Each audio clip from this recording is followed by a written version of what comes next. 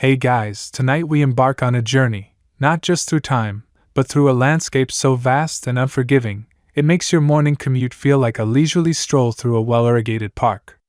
You're about to find yourself standing on the edge of an ancient desert, where the air shimmers with heat and the silence is so profound, you can almost hear the sand grains shifting. Imagine stepping out of your cozy blanket fort, leaving behind your Wi-Fi and climate control, and instead, being confronted by endless dunes and jagged, sun-baked mountains. Honestly, if you dropped me here without Google Maps, a satellite phone, and at least a gallon of water, you probably wouldn't survive the first sunrise. So, before you get comfortable, take a moment to like the video and subscribe, but only if you genuinely enjoy what I do here. And hey, let me know in the comments where you're tuning in from and what time it is for you right now. Now, dim the lights, maybe turn on a fan for that soft background hum, and let's ease into tonight's journey together. As your eyes adjust to the vast, stardusted canopy above, you feel the cool desert air begin to creep in, a stark contrast to the scorching sun that just hours ago beat down on this ancient land. You're standing, metaphorically speaking, on the very fringes of what was once the domain of the Nabataeans, an enigmatic people whose name might not immediately ring a bell, but whose legacy is etched into the very rocks of the Middle East. They were, in essence, the ultimate desert survivalists, the original off-gridders, but with a twist. They didn't just survive, they thrived, turning an environment that would send most of us packing our bags, if we even remembered to bring them, into a bustling highway of commerce. Picture it, you're alone, or feel utterly alone, on a seemingly endless expanse of sand and stone. The only sounds are the whispers of the wind, carrying ancient secrets across the dunes. There are no streetlights here, no distant hum of traffic, no glowing screens to distract you. Just the profound, almost spiritual quiet of the desert night. It's the kind of silence that makes you acutely aware of your own breathing, your own heartbeat. And then, just as you start to wonder if you've actually traveled back to a time before human civilization, a faint flicker appears on the horizon. A tiny ember, then another, growing steadily brighter. This is your first, albeit distant, encounter with the Nabataeans. They were, at their core, masters of this very silence, this very emptiness. Emerging from the shifting sands of the Arabian Peninsula sometime around the 6th century BC, they weren't your typical empire builders in the grand, conquering sense. You won't find tales of vast armies sweeping across continents, or monumental battles that reshaped the known world. No, their power was far more subtle, far more ingenious. Their strength lay in their unparalleled understanding of the desert itself, its hidden pathways, its elusive water sources, and its brutal, unforgiving temperament. They were, quite simply, the desert's best friends, and its most formidable adversaries. Imagine trying to navigate this landscape without the benefit of GPS, or even a compass. You'd be, to put it mildly, hopelessly lost within the first hour. Your phone would be dead, your water bottle empty, and your hopes dwindling faster than a free Wi-Fi signal in a crowded coffee shop. Yet, the Nabataeans didn't just find their way, they charted intricate networks of routes, connecting distant lands and disparate cultures. They knew where every wadi, a dry riverbed that occasionally fills with water, might hold a hidden pool, where every rocky outcrop offered shelter from the sun, and how to read the stars like a cosmic roadmap. This deep, intimate knowledge of the desert was their most valuable asset, transforming a seemingly impenetrable barrier into a navigable, albeit challenging, thoroughfare. The Nabataeans were also notoriously private. Unlike the Romans or the Egyptians, who loved to carve their entire life stories and accomplishments onto every available surface, the Nabataeans left surprisingly few direct written records of their own history or beliefs. This is why historians still argue whether the Nabataeans originated as a purely nomadic tribe from the Arabian Peninsula or if they had earlier, more settled agricultural roots before embracing their role as desert merchants. This lack of self-promotion only adds to their enigmatic allure. We learn about them mostly through the accounts of others, Greek geographers, Roman historians, and the scattered inscriptions they left on rocks and tombs, often in a unique script derived from Aramaic.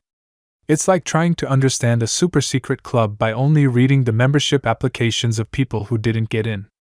As you draw closer to that flickering light, you start to discern shapes. Camels, perhaps, resting patiently, their massive forms silhouetted against the nascent glow of dawn. Tents, low and dark, blend seamlessly with the rocky terrain. These aren't just random travelers. This is a Nabataean encampment, a temporary oasis brought to life by human ingenuity. And it's here, in these seemingly desolate places, that their true mastery becomes evident. They weren't just surviving, they were controlling the desert. They understood that water was life, and they developed an almost magical ability to find and conserve it. A truly quirky tidbit about them is their sophisticated system of hidden cisterns. They would carve elaborate, often camouflaged, channels into the rock faces of mountains and canyons, funneling every precious drop of rainwater into vast underground reservoirs. These cisterns were so well concealed, outsiders would often trudge past them, unaware that beneath their feet lay enough water to sustain hundreds of people and animals for months. It was their secret weapon, allowing them to establish way stations and control routes where others simply couldn't survive. This profound understanding of desert hydrology, combined with their uncanny navigational skills, allowed them to dominate the ancient trade routes that snaked across the Arabian Peninsula. While many empires focused on controlling fertile river valleys or coastal ports, the Nabataeans looked at the vast, empty desert and saw not a barrier, but an opportunity. They became the gatekeepers of these desolate highways, charging tolls, providing protection, and offering essential supplies to caravans that dared to venture into their domain.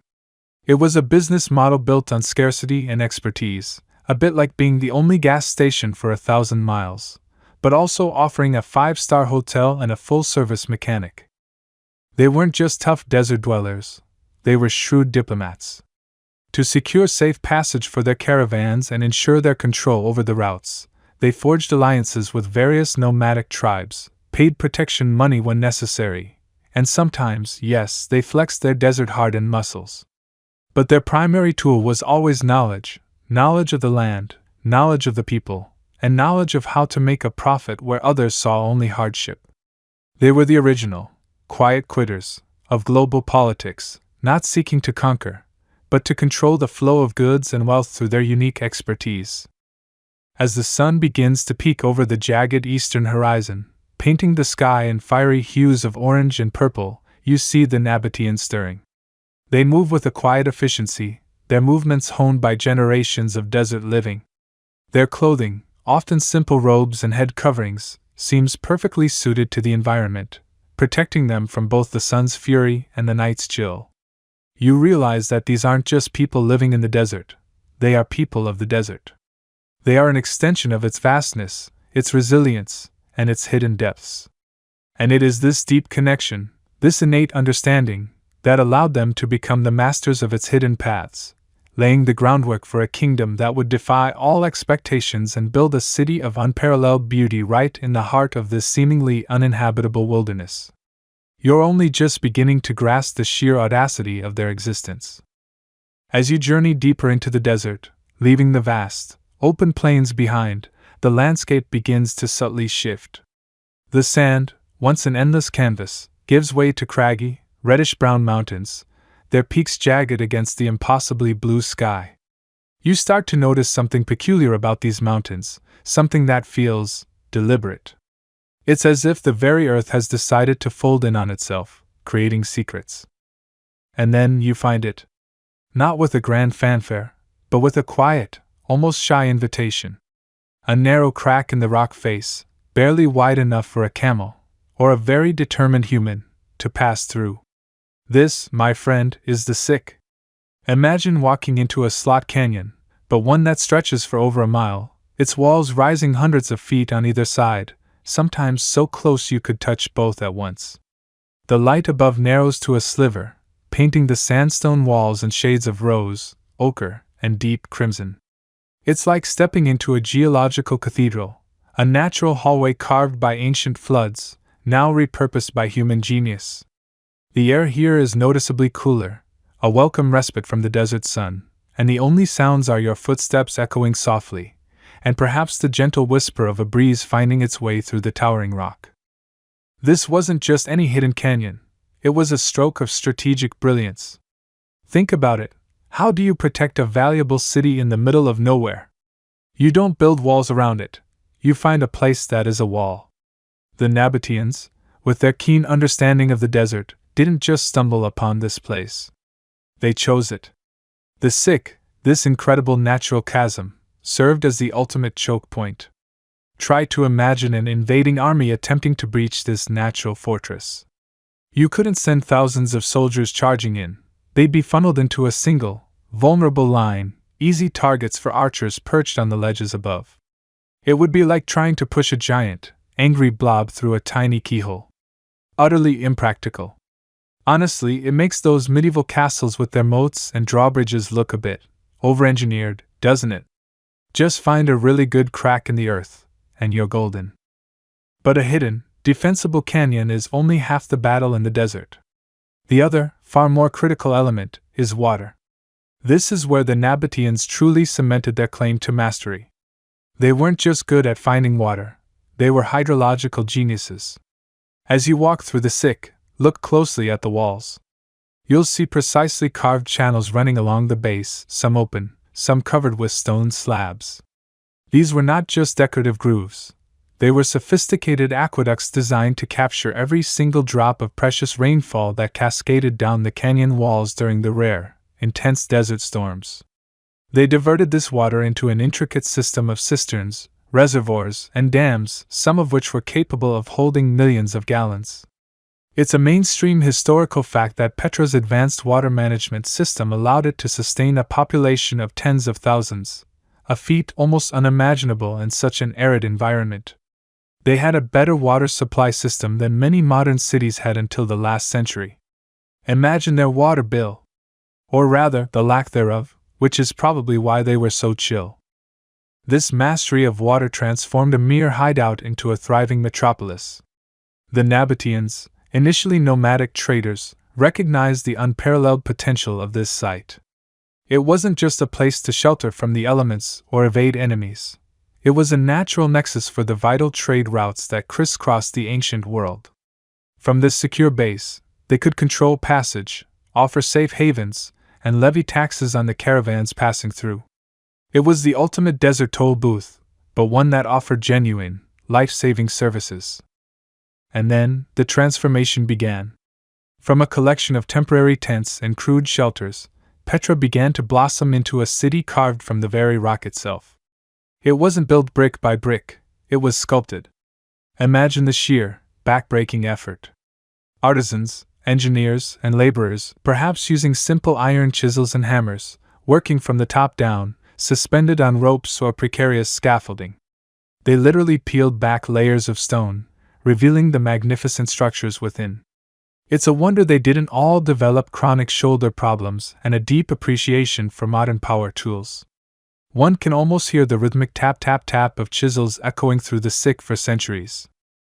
The scale of their ambition was breathtaking. What started as simple caves for storage or shelter gradually evolved into elaborate tombs, grand temples, administrative buildings, and even a massive amphitheater capable of seating thousands. You see the iconic treasury, Al-Khazna, as you emerge from the sick, a dazzling facade meticulously carved with Hellenistic influences, yet distinctly Nabataean. But that's just the dramatic entrance. Petra isn't just one building, it's an entire city spread across valleys and mountainsides, with thousands of structures, many still hidden or waiting to be fully excavated. This wasn't just a beautiful city, it was the beating heart of their empire, a testament to their immense wealth and power derived from the very trade we'll discuss next.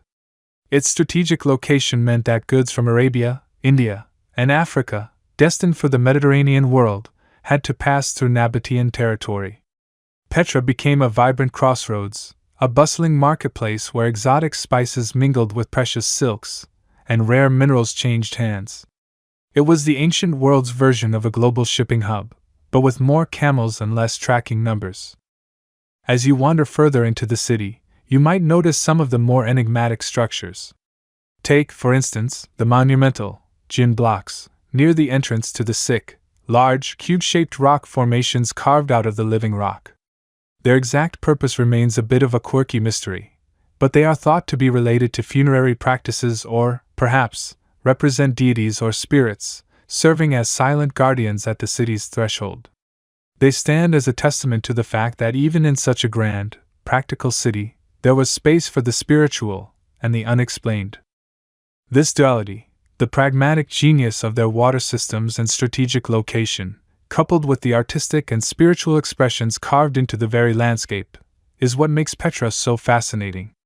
Historians still argue whether Petra began primarily as a religious sanctuary, a fortress, or a trading post, or if these functions evolved simultaneously.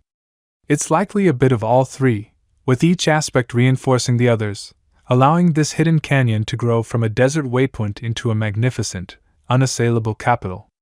The quiet desert masters had found their perfect home, a place where they could control the flow of goods and wealth, shaping the ancient world from behind their formidable rock walls.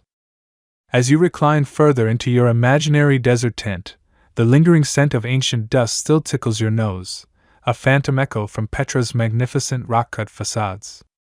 But now, let's shift our focus from the grandeur of stone to the ephemeral beauty of scent, specifically, the genesis of the ancient incense trade. Imagine a world before air fresheners, before deodorants, before pharmacies as we know them. A world where the air could be, shall we say, robust with the smells of daily life, and where illness often felt like a divine curse. Into this aromatic void stepped the humble tree resin, transformed by fire into something truly extraordinary.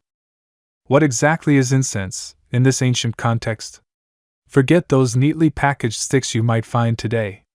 We're talking about hardened sap, the tears, of specific trees that grow in harsh, arid climates, primarily in the Arabian Peninsula and parts of East Africa.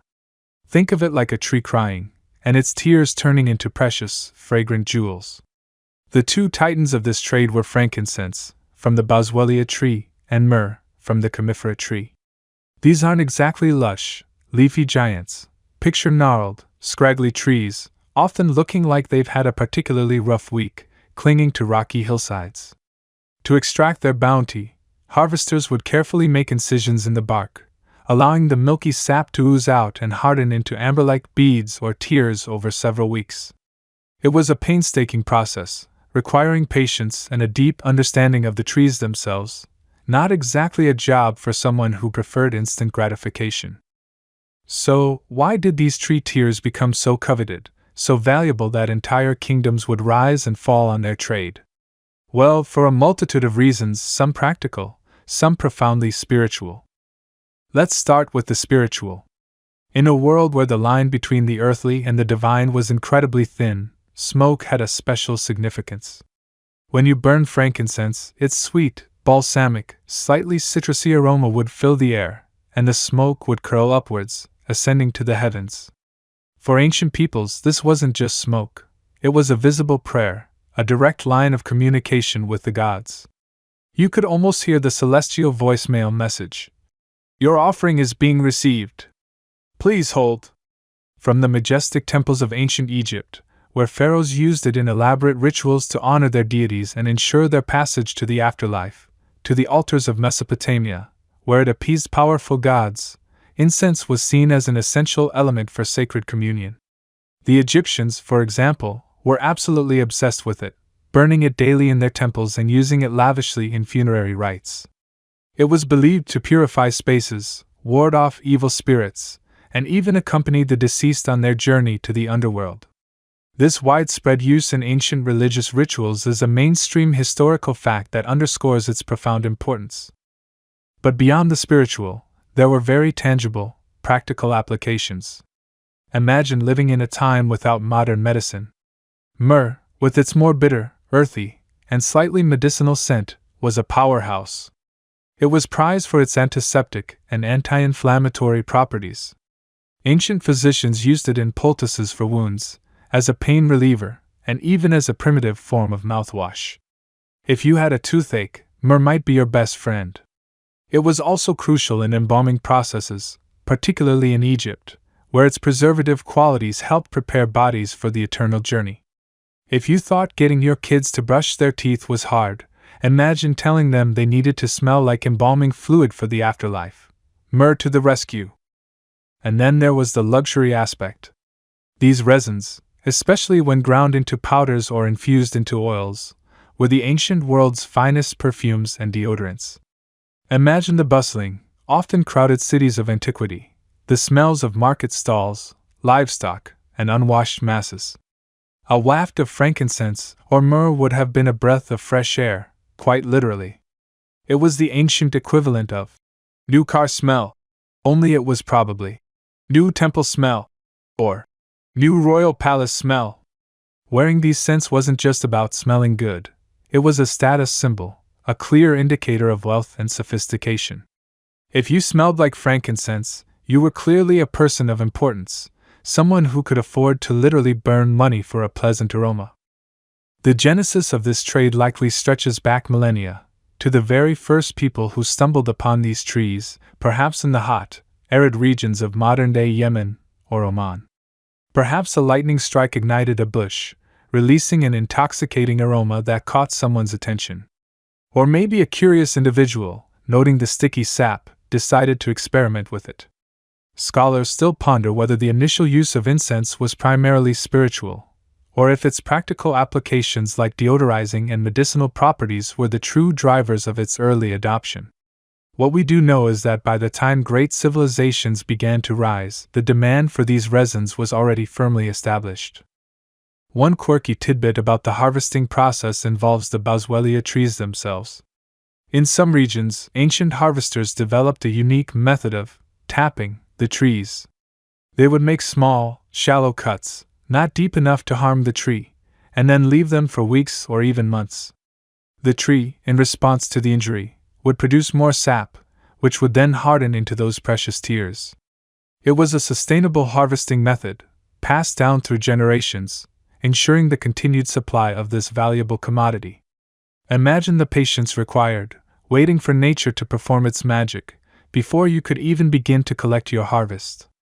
It's a far cry from pressing a button on Amazon. So, you have these incredibly versatile, highly desirable resins, growing in remote, often dangerous regions. They are needed for religious ceremonies, for medicine, for perfumery, and for basic air purification. The demand was global, spanning from the Mediterranean to Mesopotamia, from Egypt to Rome. But how do you get these precious tears from the remote wadis and arid plains of Arabia to the bustling temples and palaces thousands of miles away? How do you bridge the vast, unforgiving desert? This, dear listener, is where our quiet masters of the desert, the Nabataeans, step onto the stage, ready to transform the challenges of geography into an empire built on scent and sand. Now, imagine yourself standing on the edge of the vast, shimmering desert, the sun a relentless golden orb in a sky so blue it almost hurts your eyes. You've heard tales of the Nabataeans, their ingenuity, their hidden city, and the precious scents they carried. But how, you might wonder, did they conquer such an immense, unforgiving wilderness? How did they move tons of fragrant resins, gleaming gold, and exotic silks across oceans of sand, where water was a mirage and shade a fleeting dream? The answer, my friend, is not found in chariots or mighty ships, but in the most unassuming, yet utterly indispensable, creature of the desert, the camel. Close your eyes for a moment, and you can almost hear it, the soft, rhythmic thud of padded feet on sand, the occasional guttural grumble, the gentle jingle of bells on a harness. You are no longer merely observing, you are right there, amidst a caravan, and the ship of the desert is your vessel. The camel, with its long, gangly legs and surprisingly elegant neck, might look a little awkward on first glance, like a creature designed by committee on a particularly hot day. But don't let that fool you. These animals are the undisputed champions of arid landscapes, the true architects of ancient desert trade, transforming impossible journeys into routine expeditions. Without them, the Nabataean Kingdom, and indeed the entire incense trade, would have remained a beautiful, but ultimately unreachable, dream. Think of it this way: in a world without paved roads, without trucks or trains, without even reliable rivers in the places you needed to go, the camel was the ultimate all-terrain vehicle. You didn't just use a camel, you relied on it for your very survival. These patient, often grumpy, but incredibly resilient creatures were the bedrock of the Nabataean economy. They weren't just beasts of burden, they were living, breathing supply lines, connecting distant civilizations and making the impossible, well, possible. It's like discovering that your trusty old bicycle, with a few clever modifications, could suddenly traverse Mount Everest. Except, with more spitting. Just a friendly warning, always approach a camel from the front. They have a surprisingly good aim when they decide to share their lunch with you. Let's dive into what makes these creatures so uniquely suited for a life of ceaseless trudging across sun-baked dunes. Their physical adaptations are nothing short of miraculous, honed over millennia to thrive in environments where most other large mammals would simply melt. First, consider their feet. Unlike a horse's hard hooves, a camel's foot is broad, flat, and equipped with two widely splayed toes that spread out like a snowshoe. This design is perfect for distributing their weight over soft sand, preventing them from sinking in. Imagine trying to walk across a beach in high heels versus wearing giant, flat flip-flops. The camel is definitely rocking the flip-flops. This seemingly minor detail is actually a massive evolutionary advantage, allowing them to glide over the dunes where other animals would struggle and exhaust themselves. Then there's the famous hump, or humps, if you're talking about the Bactrian variety, though the Nabataeans primarily used the dromedary, with its single, majestic mound.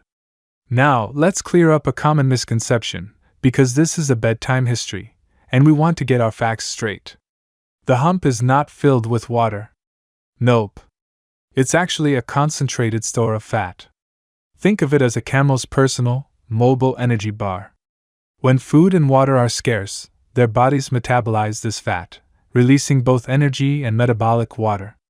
It's an incredibly efficient system, allowing them to go for extended periods without needing to refuel. It's almost like having a built-in supercapacitor for energy, far more impressive than my ability to power through a Netflix binge on a single bag of chips. And speaking of water, this is where the camel truly shines as the desert's living ship. While their humps don't store water directly, their bodies are masterpieces of water conservation. They can tolerate losing up to 25% of their body weight in fluids without going into shock, whereas most mammals would be in serious trouble at just 10 to 12%. Their oval-shaped red blood cells are unique, allowing them to withstand significant changes in blood pressure and volume, which is crucial when they finally get to drink. And when they do drink, oh boy, do they drink! A thirsty camel can gulp down an astonishing 100 liters, that's about 26 gallons, or a small bathtub full of water in just 10 minutes. This rapid rehydration ability is a mainstream historical fact that underscores their unparalleled resilience and made long-distance desert travel possible. Imagine pulling up to a gas station and filling your car's tank in seconds, after driving for weeks. That's a camel for you. Their nostrils are slit-like, capable of closing tightly to keep out swirling sand during a desert storm. Their long, double-layered eyelashes act like natural goggles, protecting their eyes from the relentless sun and wind-blown grit. Even their thick, leathery lips are perfectly designed for foraging on thorny desert plants that would send any other creature running or limping. They can munch on tough, spiky vegetation with nary a flinch, extracting nutrients where other animals would find only discomfort. It's almost as if nature decided to build the perfect desert survival kit, and then wrapped it in a layer of shaggy fur. This incredible suite of adaptations meant that camels could cover vast distances, carrying heavy loads, often weighing between 150 to 270 kilograms, that's roughly 330 to 600 pounds, for days, even weeks, with minimal rest and water. Imagine trying to carry your entire living room on your back for a cross-country trek. These beasts did it with, well, a certain amount of grumbling, but they did it. Their steady, unhurried pace, typically around 4 kilometers per hour, about 2.5 miles per hour, was perfectly suited for long, sustained journeys. They weren't built for speed, but for endurance, like a marathon runner who knows the race is won by consistency, not by breaking into a sprint. The Nabataeans, with their keen understanding of the desert, recognized this potential. They didn't just have camels, they mastered their use. They bred them, trained them, and understood their rhythms. A Nabataean camel driver wasn't just a rider, they were a partner, a caretaker, and a navigator. The bond between human and camel was crucial, built on mutual reliance in the harsh desert environment. The Nabataeans knew the best watering holes, the safest routes, and how to pack a camel efficiently to prevent sores and ensure stability over uneven terrain.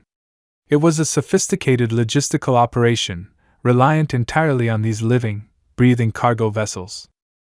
This deep reliance on camels also brings us to a fascinating, if somewhat debated, point in history. While camels were clearly essential for long-distance trade by the time the Nabataeans rose to prominence, historians still debate the precise timeline of when camels became the primary beasts of burden for long-distance desert trade, and whether their widespread adoption was a gradual process or a more sudden revolution. Some scholars suggest that earlier trade relied more on donkeys or even human porters for shorter distances, with camels only truly dominating the scene once specific breeding and training techniques were perfected. Others argue that the camel's unique capabilities made it an immediate game-changer, opening up previously impassable routes almost overnight. Regardless of the exact sequence, by the time Petra was flourishing, the camel was undeniably king of the desert highways. The arrival of a camel caravan at a desert oasis or a bustling market was an event in itself. The air would fill with the dusty scent of the animals, the low hum of their movements, and the chatter of their handlers. These were not just animals. They were symbols of wealth, connection, and the sheer audacity of human enterprise in the face of nature's formidable challenges. They were the silent partners in every transaction, the unsung heroes of every successful journey. So, as you picture the Nabataean Kingdom, don't just see the magnificent rock-cut facades of Petra. Look beyond, into the endless golden expanse, and you'll see the true heart of their power, the steady, unwavering progress of a camel caravan, laden with precious cargo, moving quietly, patiently, through the vast, unforgiving landscapes. These living ships didn't just carry goods. They carried the very lifeblood of a civilization, making the desert not an obstacle, but a highway of commerce and connection. They were the ultimate enablers, the quiet backbone of an empire built on scent and sand. You've seen the camels, those magnificent, lumbering ships of the sand, carrying their precious cargo.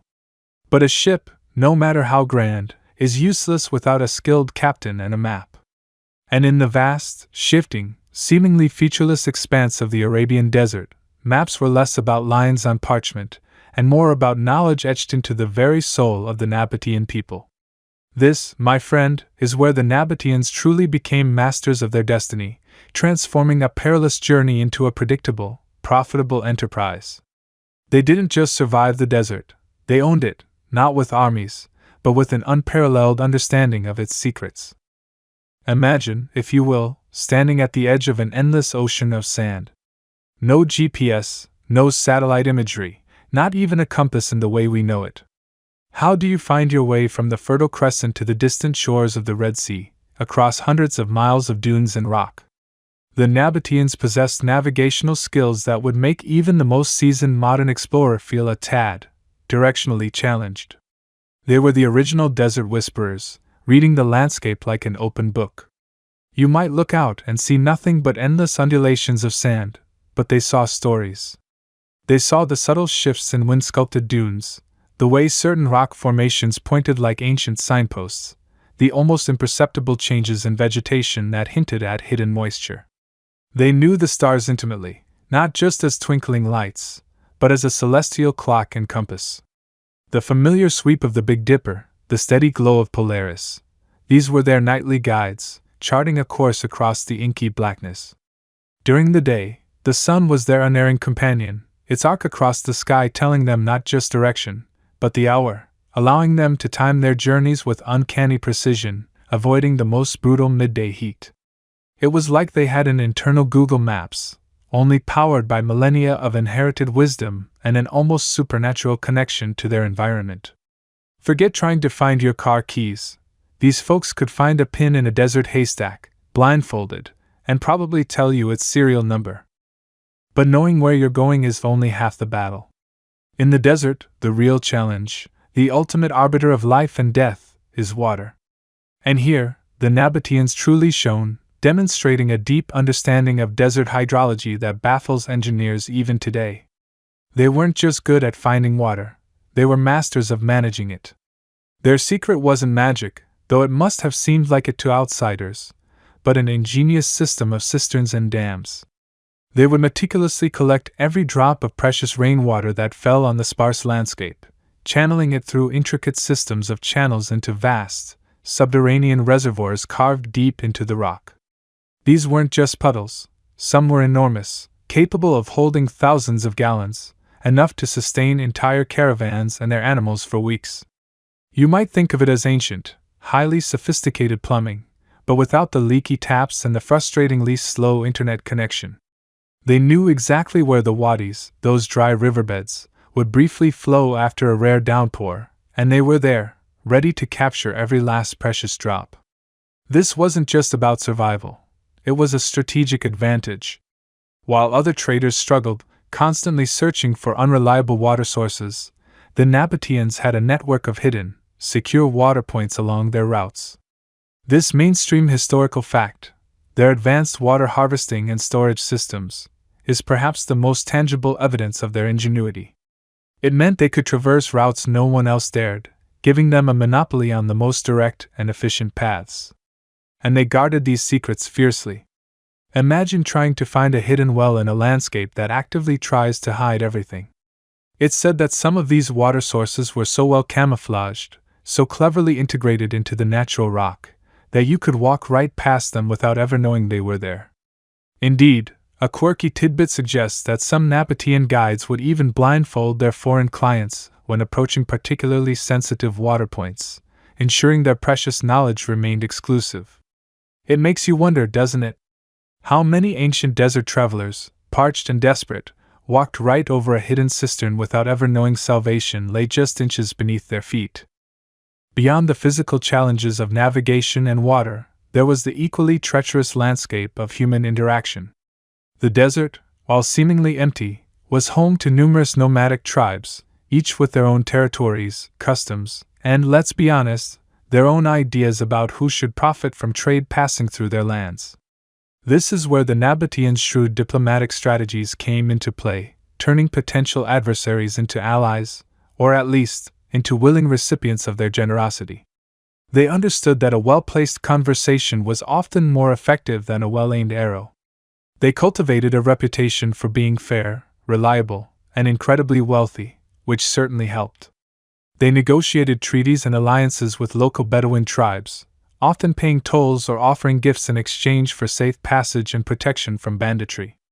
Think of it as ancient protection money, but negotiated with a smile and perhaps a camel-load of fine silks rather than a baseball bat. These agreements weren't always easy to forge, and they required immense patience and a deep understanding of tribal politics.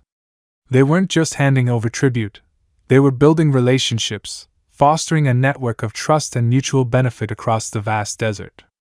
A caravan guarded by local tribesmen, who knew every rock and dune, was far safer than one trying to muscle its way through. This intricate web of alliances meant that Nabataean caravans moved with a fluidity and security that was simply unmatched by their competitors. Historians still argue whether their diplomatic success was primarily due to their immense wealth, which allowed them to simply buy cooperation, or if it was a genuine mastery of negotiation and cultural understanding that truly set them apart. Perhaps it was a delicate balance of both, a blend of financial power and a genuine respect for the desert peoples they encountered. Whatever the precise recipe, it worked.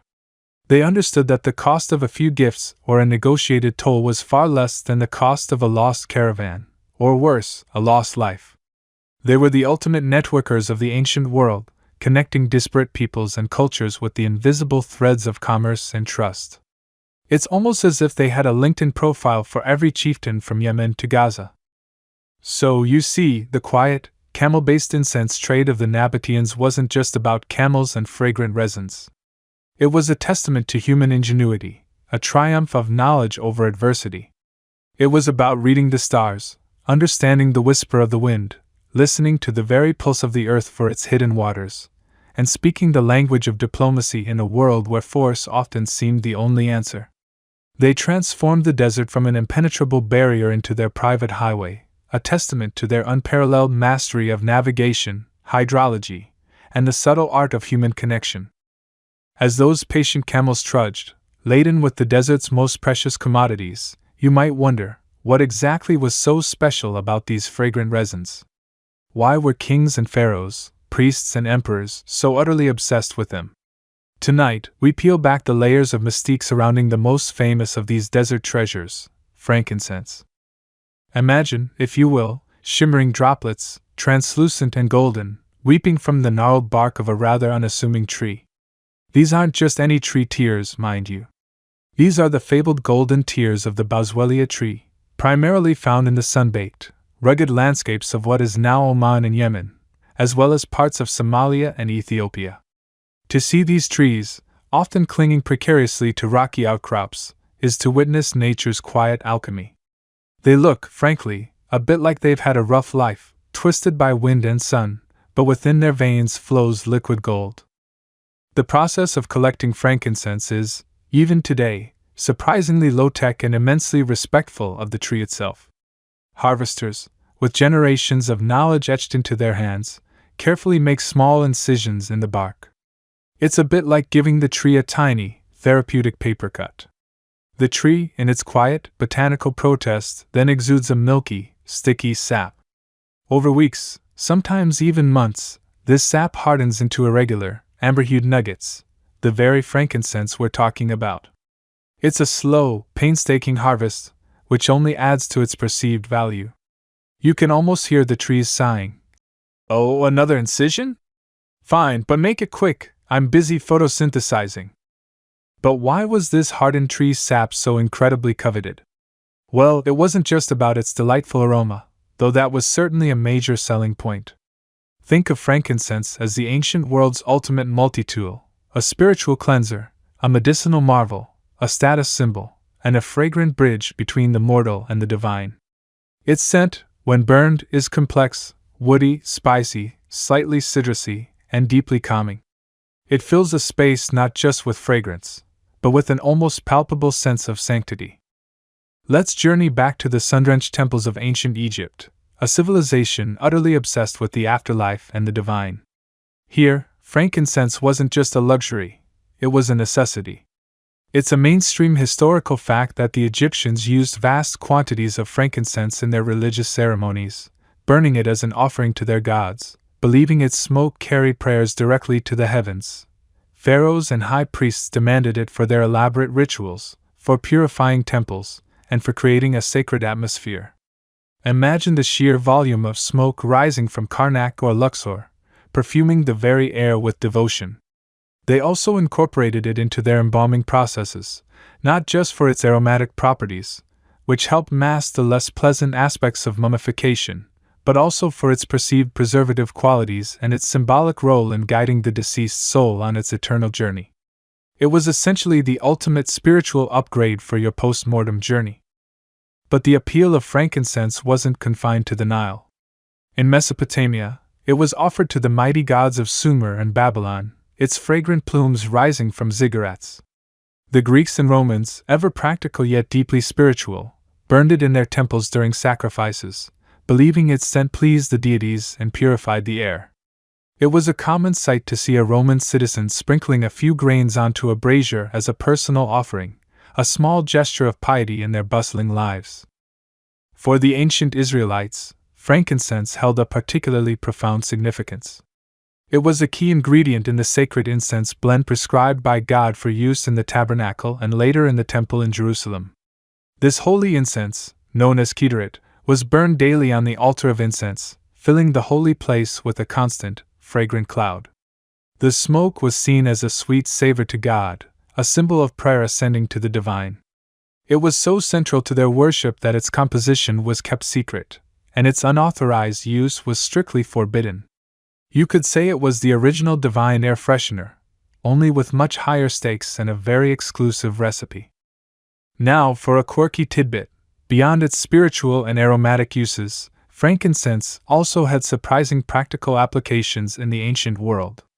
Ancient physicians, including the renowned Greek physician Dioscorides, documented its use in medicine. It was believed to possess anti-inflammatory and antiseptic properties and was used to treat a variety of ailments, from digestive issues to respiratory problems. Some texts even suggest it was used in rudimentary dentistry, perhaps as a pain reliever or to combat infections.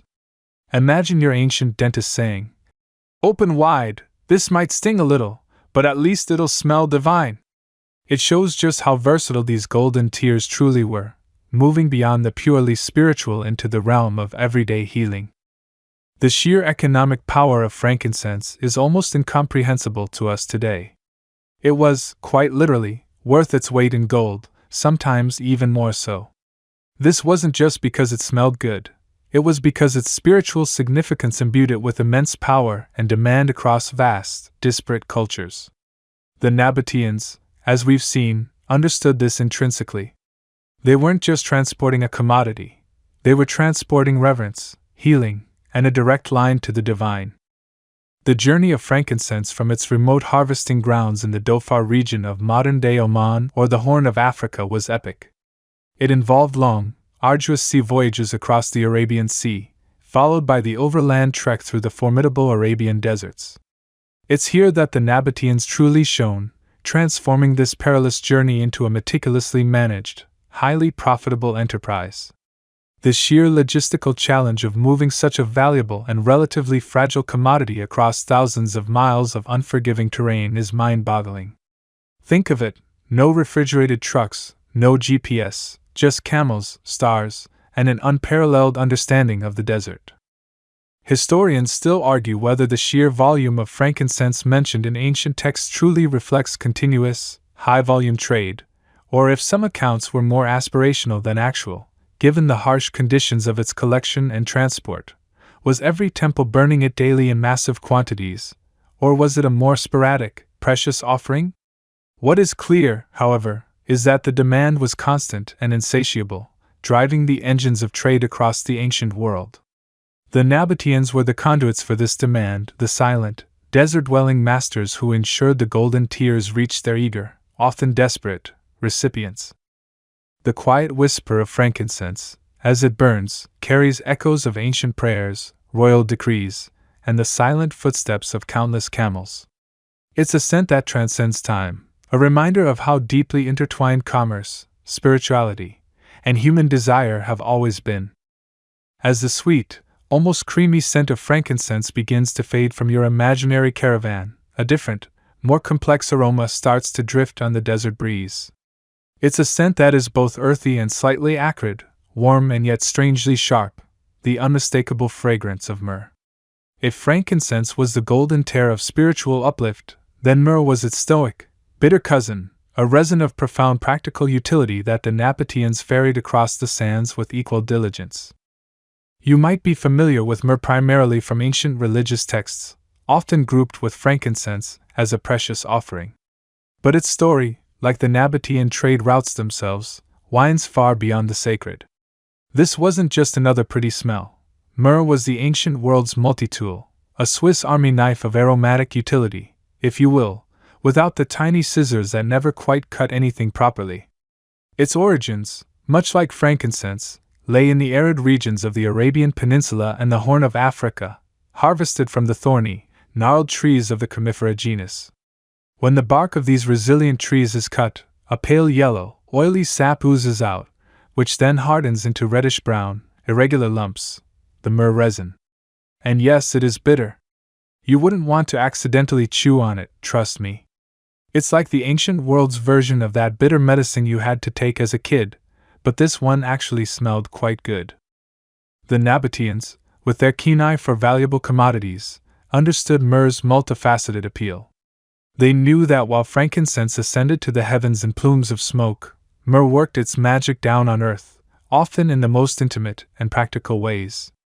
Imagine, if you will, the bustling markets of Petra, where merchants meticulously weighed out chunks of this dark, unassuming resin, knowing full well the diverse destinations and uses awaiting each granule. One of myrrh's most celebrated applications was in the realm of ancient perfumery. Unlike the sweet, uplifting notes of frankincense, myrrh offered a deeper, more grounding, and sometimes even slightly medicinal scent profile. It was often incorporated into unguents, oils, and balms, not just as a fragrance in itself, but also as a fixative, helping other more volatile scents linger longer on the skin. You'd find it in the elaborate cosmetic routines of Egyptian pharaohs, Roman empresses, and wealthy Nabataean traders alike. Imagine a desert queen, preparing for a diplomatic meeting, anointing her skin with oils infused with myrrh, the scent clinging to her robes, a subtle declaration of wealth and sophistication. It was the ancient equivalent of a high-end designer fragrance, only without the endless flankers and celebrity endorsements. But myrrh's aromatic properties went far beyond mere vanity. Its most iconic, and perhaps most macabre, use was in the ancient art of embalming. Here, myrrh truly earned its stripes. The Egyptians, masters of preserving the deceased for their journey to the afterlife, relied heavily on myrrh for its powerful antiseptic and preservative qualities. You might picture a scene from a Hollywood movie, where priests meticulously prepare a mummy, and indeed, myrrh played a crucial role. It was used in various stages of the mummification process, sometimes in powdered form, sometimes mixed with natron, sometimes as an oil rubbed into the body. Its bitter, pungent aroma also helped to mask the less than pleasant odors associated with the process. It's truly fascinating to think about. The same substance that helped perfume a living queen would later help preserve her for eternity. Because, who doesn't want to smell good for all time? This brings us to a mainstream historical fact. The extensive use of myrrh in ancient Egyptian mummification is well documented through archaeological findings and ancient texts, providing compelling evidence of its value as a preservative and aromatic agent in funerary rites. The sheer quantity of myrrh found in tombs and mentioned in papyri underscores its vital role in their beliefs about death and the afterlife. Yet, myrrh's utility wasn't confined to the realm of the dead or the perfumed elite. It was also an incredibly important ingredient in ancient medicine, a fact that perhaps best highlights its versatility and the Nabataeans' shrewd understanding of its market value. From the learned physicians of Greece to the Ayurvedic practitioners of India, myrrh was a staple in their pharmacopoeias. You see, myrrh possessed remarkable anti-inflammatory, antiseptic, and analgesic properties. It was the ancient world's all-in-one remedy, capable of treating a surprising array of ailments. Imagine a Nabataean caravan guard, having sustained a minor cut from a thorny bush or a scuffle along the route. Myrrh, perhaps in a poultice or dissolved in wine, would be applied to the wound to prevent infection and aid healing. Or consider someone suffering from a persistent cough or sore throat. Myrrh was often used as an expectorant or a gargle. It was even prescribed for digestive issues, menstrual problems, and skin conditions. Its bitter taste, while unpleasant, was often associated with its medicinal efficacy, a common belief in ancient pharmacology that if it tasted bad, it must be good for you. It's a bit like taking a shot of wheatgrass today. You know it's healthy, but you don't exactly savor the experience. A quirky tidbit about myrrh's medicinal use is its application in ancient oral hygiene. Yes, you heard that right. Due to its antiseptic and anti-inflammatory properties, myrrh was sometimes incorporated into ancient toothpastes or mouthwashes. Imagine brushing your teeth with a paste that tastes distinctly of a desert shrub, probably not minty fresh, but certainly effective at keeping gum disease at bay in an era long before dental floss was invented. It was truly a do-it-all natural product. The Nabataeans, as both traders and residents of the desert, would have had a practical understanding of myrrh's benefits, perhaps even using it themselves. They weren't just moving goods. They understood the value of what they moved, both commercially and intrinsically. Their caravans were not merely conduits for luxury. They were also vectors for ancient medicine and hygiene, quietly improving the lives of distant peoples, one bitter resin at a time. However, despite its widespread use and documented efficacy, scholars continue to debate the precise mechanisms through which ancient peoples understood myrrh's medicinal properties. Was it purely empirical observation, passed down through generations of healers, or did their understanding intertwine with spiritual beliefs about the plant's essence? This nuanced discussion highlights the blend of practical knowledge and mystical interpretation that often characterized ancient medical practices. It's easy for us, with our modern scientific lens, to separate the two, but for the Nabataeans and their contemporaries, the line was often beautifully blurred. As you consider the vast quantities of myrrh that traversed the Nabataean trade routes, you begin to appreciate the sheer scale of their enterprise. This wasn't just about moving pretty baubles. It was about supplying essential commodities that served critical functions in everything from religious rites to daily hygiene and life-saving medicine. The camels, those patient, swaying behemoths, carried not just fragrant smoke, but also balm for the sick and preservatives for the dead. Myrrh, with its earthy, complex scent and bitter taste, was a testament to the Nabataeans' pragmatic genius, their ability to identify and capitalize on every facet of the desert's bounty. It was a trade built not just on luxury, but on necessity, underscoring the quiet, indispensable role of these desert masters in connecting the ancient world. You've drifted through the fragrant clouds of frankincense and the earthy notes of myrrh, picturing those patient camels, laden with precious resins, slowly plodding through the sun-drenched wadis. But if you think the Nabataeans put all their eggs, or rather, all their aromatic tears, in one basket, you'd be sorely mistaken. Oh no, their genius wasn't just in cornering the market on good smells. They were the ancient world's ultimate general store, a bustling desert version of a supersized warehouse club, stocking everything from the exotic to the utterly essential. Imagine Petra, not just as a monumental city carved from rock, but as the grandest ancient distribution center you could possibly conceive.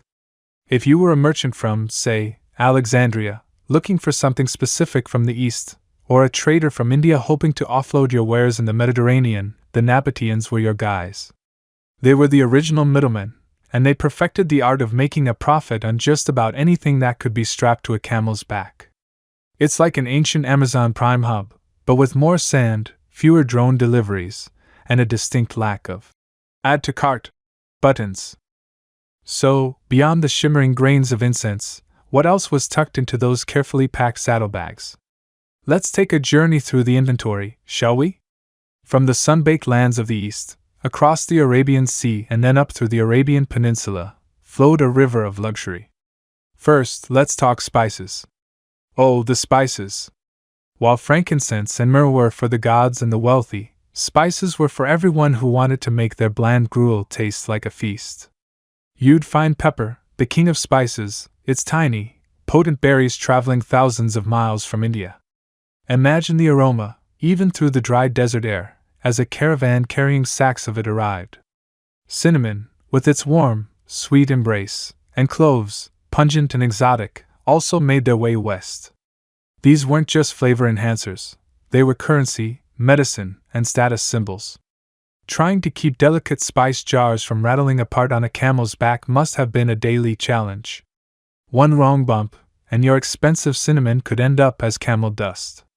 Oops, there goes my profit margin on the garam masala, you might have heard a Nabataean merchant sigh. Then there was silk. Ah, silk! From the distant, mysterious lands of China, this shimmering fabric was the ultimate statement of wealth and sophistication. You can almost feel the smooth, cool touch of it, even now, as you imagine it being unrolled in the dim light of a Petra storeroom. It wasn't just beautiful, it was incredibly light for its value, making it perfect for long-distance transport.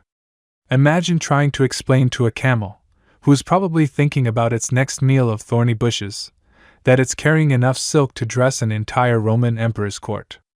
The Nabataeans were crucial in extending the reach of what we now call the Silk Road, linking the Far East to the Mediterranean world, proving that they were truly global players long before globalization was a buzzword. And what about sparkle? Precious stones from India and Sri Lanka, glittering emeralds, fiery rubies, deep blue sapphires, would have been part of the cargo, destined for the wealthy elite of Rome and other Mediterranean cities. Pearls, too, fished from the warm waters of the Persian Gulf, would have been carefully wrapped and transported, their iridescent glow a stark contrast to the dusty desert. These weren't just pretty baubles, they were concentrated wealth, easily transported and highly desirable. Now for a slightly quirkier item, exotic animals. Yes, you heard that right. While not a bulk commodity, there's evidence that the Nabataeans facilitated the trade of creatures like monkeys and parrots from Africa and India. Imagine the logistical nightmare of keeping a live monkey hydrated and fed across hundreds of miles of desert, all while ensuring it didn't try to escape its wicker cage or steal your dates. These animals were destined for the private menageries of Roman aristocrats or for public entertainment, adding a touch of the wild and exotic to urban life. It makes you wonder how many times a parrot learned to squawk, "Water! Water!" in Latin before reaching its final destination. But the flow wasn't just one way. The Nabataeans also moved goods from the Mediterranean world eastward. Think about the necessities and luxuries of Roman and Greek life: fine wines and amphorae, their contents sloshing gently, ready to quench a thirst or grace a banquet table in some distant Arabian outpost. Olive oil, a staple for cooking, lighting, and even bathing, also traveled these routes in vast quantities. High-quality pottery and exquisite glassware from Egyptian and Syrian workshops, both practical and decorative, found eager buyers along the trade network. Metals, too, were vital. Iron for tools and weapons, copper for bronze, and even gold and silver, often in the form of coinage, were part of the constant exchange. Textiles, from sturdy wool to fine linen, kept people clothed and warm. And from Egypt, the granary of the ancient world, came grain to feed growing populations, and papyrus, the ancient world's paper, essential for records, literature, and administration. The Nabataeans were, in essence, running a massive import-export business, ensuring that whatever was needed or desired could find its way across their network. What truly set the Nabataeans apart, beyond merely transporting goods, was their ability to add value. They weren't just a postal service. They were a full-service logistics company. They provided secure way stations, carefully managed water sources, a commodity more precious than gold in the desert, and safe lodging for caravans. They knew the desert like the back of their sun-baked hands, navigating treacherous passes and hidden routes, offering protection from bandits. They repackaged goods, ensured quality, and often acted as brokers, connecting buyers and sellers from vastly different cultures. They even had their own unique products, like the rich, dark dates from their surprisingly fertile oases, or bitumen from the Dead Sea, which was used for everything from waterproofing boats to embalming mummies in Egypt. This diversification of trade was the bedrock of their immense wealth. It made Petra a truly cosmopolitan city, a place where you might overhear conversations in a dozen different languages, where the scent of exotic spices mingled with the aroma of roasting meat and the distant tang of camel. This economic robustness meant that even if the demand for frankincense dipped, the Nabataean economy wouldn't collapse. They had multiple revenue streams, a diversified portfolio, as we might say today. Historians still debate the precise extent to which the Nabataeans merely facilitated trade versus actively participating in the production or refinement of many of these goods themselves, beyond their renowned water management and agriculture. Were they just the ultimate desert delivery service, or did they have their own manufacturing hubs? Regardless, their strategic control over the routes and their unparalleled understanding of desert logistics made them indispensable.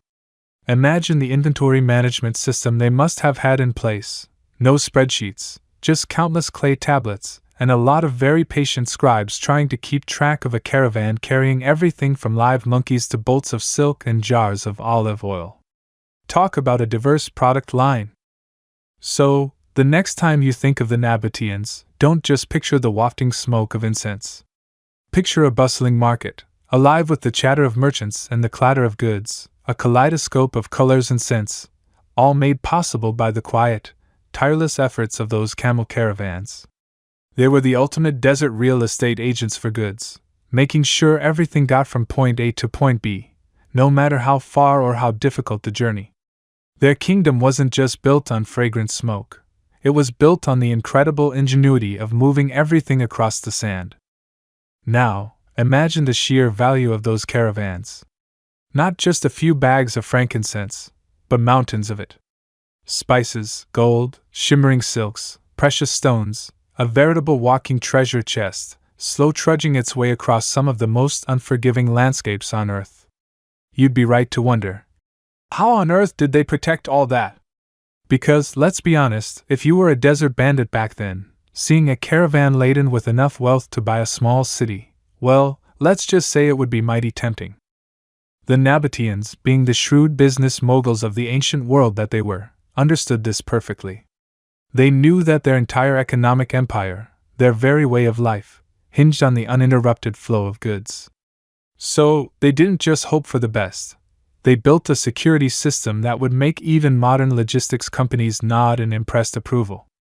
You see, safeguarding these routes wasn't just about having a few burly guards. It was a meticulously planned, multi-layered operation, a testament to their genius and foresight. First, let's talk about the backbone of their security, the network of forts and watchtowers. As you follow the ancient paths, you might notice the remains of these structures, often strategically perched on high ground, overlooking vital passes or precious water sources. These weren't just random piles of rocks. They were the ancient world's equivalent of security checkpoints and rest stops, all rolled into one. Picture a sturdy, square stone building, its thick walls baking under the relentless sun, perhaps with a tall tower poking up into the clear desert sky. Inside, you'd find a small garrison of Nabataean soldiers, their eyes constantly scanning the horizon. These forts, known as Khuzar, plural of Khazar, were more than just defensive strongholds. They were crucial way stations. Imagine you've been trudging for days, the sun a hammer on your head, the sand getting into every crevice. Then, in the distance, you spot the familiar outline of a Nabataean fort. It's not just a place of safety, it's a beacon of hope. Here you could find fresh water, a precious commodity the Nabataeans were masters at collecting and storing in vast, hidden cisterns. You could rest, resupply, and perhaps even exchange information about the route ahead. Think of them as ancient desert service stations, but instead of gas and lukewarm coffee, you get a fortified haven and the reassuring presence of armed guards. The placement of these forts was no accident. They were positioned to control access to vital resources, particularly water. The Nabataeans were masters of desert hydrology, collecting every drop of rain and channeling it into elaborate underground cisterns. These water sources were not only essential for their caravans but also a powerful deterrent. If you were a bandit tribe trying to raid a caravan, you need water. Denying access to these crucial supplies, or controlling them tightly, was a key defensive strategy. It was like having a monopoly on all the water fountains in a marathon. You controlled the race. Historians still argue whether the Nabataean military was a standing professional army or a more militia-based system, but what's clear is that these garrisons, however composed, were effective. Beyond the fixed forts, you had the mobile security, the escorts. No high-value caravan would ever venture out into the vast, open desert without its own protection detail. Imagine a group of hardened Nabataean guards, perhaps a mix of skilled archers and spearmen, their faces weathered by sun and sand, their eyes sharp. They would ride alongside the camels, constantly vigilant, their weapons at the ready. These weren't just random tough guys. They were likely well-trained, disciplined, and intimately familiar with the terrain. They knew the best places for an ambush, and therefore, the best places to avoid an ambush. It's like they had their own ancient version of a Find My Caravan app, only way less reliable and powered by good old-fashioned grit and a lot of walking. The challenges they faced were formidable, to say the least. The desert itself was a relentless adversary. Blinding sandstorms could appear out of nowhere, swallowing entire landscapes and disorienting even the most experienced navigators. The scorching heat could drain a man's strength in hours, leading to dehydration and heat stroke, silent, deadly enemies. And then there were the flash floods. You might think, desert? Floods? No way! But a sudden, intense downpour in the mountains could send a raging torrent of water roaring down a dry wadi, sweeping away everything in its path. Imagine trying to explain to a camel that you're running late because of a flash flood. They just have that same perpetually unimpressed look. But the most immediate and tangible threat, of course, came from other people. Banditry was a fact of life in the ancient desert. Various nomadic tribes, seeing the wealth passing through their territories, might be tempted to try their luck. These weren't always just random thugs. Sometimes they were well-organized groups, skilled in desert warfare, looking to relieve the Nabataeans of their precious cargo. The Nabataeans countered this with a mix of strength and cunning. Their reputation alone likely deterred many would-be attackers. No one wants to pick a fight with the people who control all the water and the best trade routes. When an attack did occur, the escorts would spring into action. They were trained to defend the caravan, to protect the precious cargo, and to ensure the survival of the merchants and their animals. This might involve forming a defensive perimeter, using the camels themselves as a kind of living barricade, or engaging the raiders in skirmishes. The forts, too, played a crucial role in responding to threats. Watchtowers would use smoke signals or runners to communicate over vast distances, alerting nearby garrisons to trouble. It was a sophisticated communication network, surprisingly effective for its time, proving that even without Wi-Fi, you can still get your urgent messages across. Apparently, even back then, the best security system was a well-placed, very grumpy guard who really didn't want to be disturbed. Beyond brute force, the Nabataeans employed shrewd diplomatic strategies. They understood that not every problem could be solved with a spear. Sometimes, it was more effective, and certainly less costly in the long run, to negotiate. They might pay tolls or fees for safe passage through certain tribal territories, forming alliances and agreements that ensured peace. It was a delicate balance of power, influence, and strategic payment. This approach highlights their sophisticated understanding of desert politics and economics. They didn't just conquer, they collaborated when it served their interests, turning potential enemies into partners, or at least neutral parties. This mainstream historical fact, their blend of military might and diplomatic skill, was absolutely central to their success. One quirky or fringe tidbit you might find fascinating is the Nabataeans' use of hidden water sources as a defensive measure. Beyond the well-known cisterns, some accounts suggest they had secret caches of water, known only to their trusted guides and soldiers. These could be used to resupply a caravan under duress or to deny water to pursuing bandits, effectively using the desert's harshness as a weapon. Imagine a raiding party, exhausted and parched, realizing that the water source they were counting on has mysteriously vanished or is unassailable. That's a pretty effective way to end a chase. So, as you drift further into the quiet hum of the desert night, imagine the Nabataean guards, their senses alert, their eyes scanning the starlit expanse. Feel the low thrum of the camels, the creak of the saddles, the soft whisper of the sand. This wasn't just trade, it was an epic logistical challenge, a constant dance with danger, overcome by ingenuity, discipline, and an unparalleled understanding of the desert. The quiet, camel-based incense trade, far from being a vulnerable enterprise, was a testament to the Nabataeans' mastery of their environment and their determination to protect the wealth that flowed through their veins. Now, as you stand metaphorically at the threshold of the Nabataean heartland, you're about to witness the most stunning testament to their quiet wealth and artistic genius, the city of Petra itself. Imagine, for a moment, that you've been walking for days across the desert, the sun a relentless golden hammer above your head, the sand shifting underfoot like liquid gold. You've heard whispers of this place, a city carved from rock, but nothing can prepare you for the reality. Your journey into Petra truly begins with the sick. Not just a path, but an experience. It's a narrow, winding fissure in the sandstone, barely wide enough in places for a single camel, let alone a caravan. The towering cliffs, sculpted by wind and water over millennia, rise hundreds of feet above you, their striated walls painted in hues of ochre, rose, and rust.